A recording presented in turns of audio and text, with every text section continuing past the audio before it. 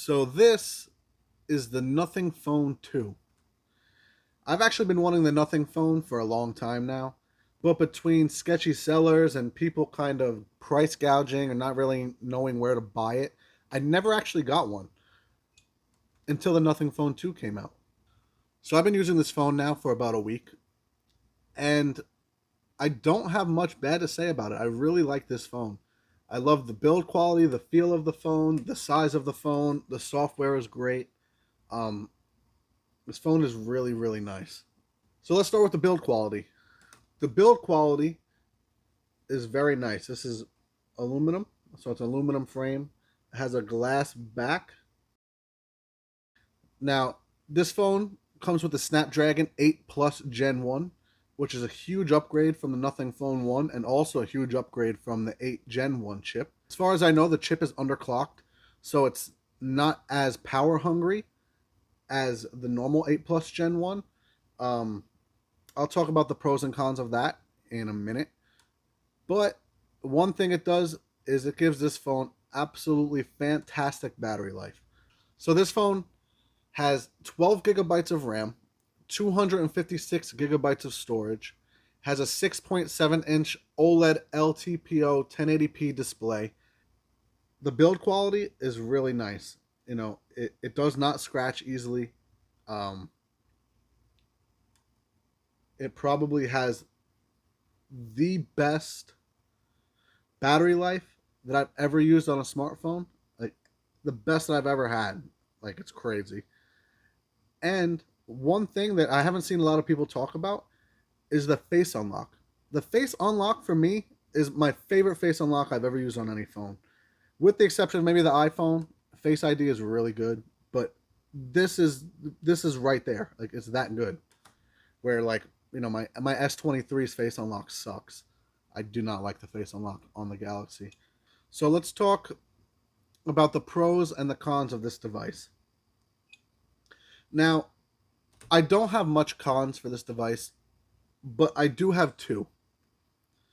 So after using this phone for a week, I've realized that although it is the Snapdragon 8 Plus Gen 1 chip in this phone, it's underclocked. So if you're running a more extensive game at the highest settings, I've had a little bit of lag, which, you know, it's manageable, it's not bad, but it does lag. The only other con that I have with this phone is it's not supported on a lot of networks in the United States. Like Verizon, AT&T, they won't let you put this phone on their network.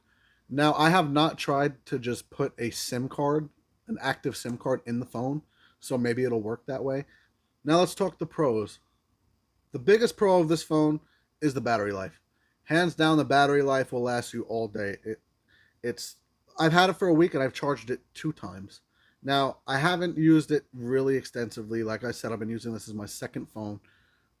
But charging it twice in a week is pretty impressive. Another big pro in this phone is the software. The fluidity and the way that Nothing did the software is excellent. I love it. I love it. It feels almost like a pixel. I love it. It's great.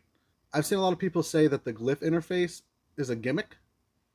Um, Although I did believe that when I first got the phone, I didn't really care about it, to be honest. It's probably one of the coolest things on the phone now. I really like, I could set the glyph interface to do specific things when specific people call or text me. So for instance, if I'm somewhere in like a movie theater or something and my wife calls me or texts me and I can't check my phone, I can have it set to, you know, just that LED will light up, or, you know, just the LED down there will light up, or whatever, however I like, which is really nice because if you're somewhere that you can't pull your phone out, you at least know that your message is important. Something else that I really like about this phone is it doesn't overheat. You know, overheating smartphones is probably the worst thing that a smartphone can do for me. I do not like overheating smartphones, and this phone doesn't overheat at all. Probably because of the underclocked CPU in it, which is fine with me. I don't care. Now the cameras. I'll take a selfie right now.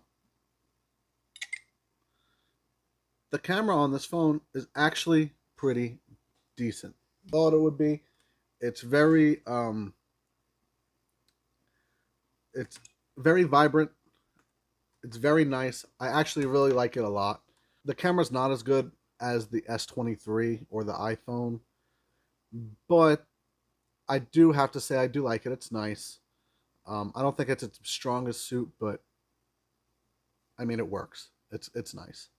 This phone, the software that you get with this phone, the chip, it's almost like I feel like I have like a Pixel with a better chip. That's kind of what it feels like to me, but a little bit better. I like the way that Nothing did everything. It's very simple. It's very unique. It's different. I have the S23. I have the OnePlus 11. I have the iPhone 14 Pro, the Pixel 7, and they're all great phones.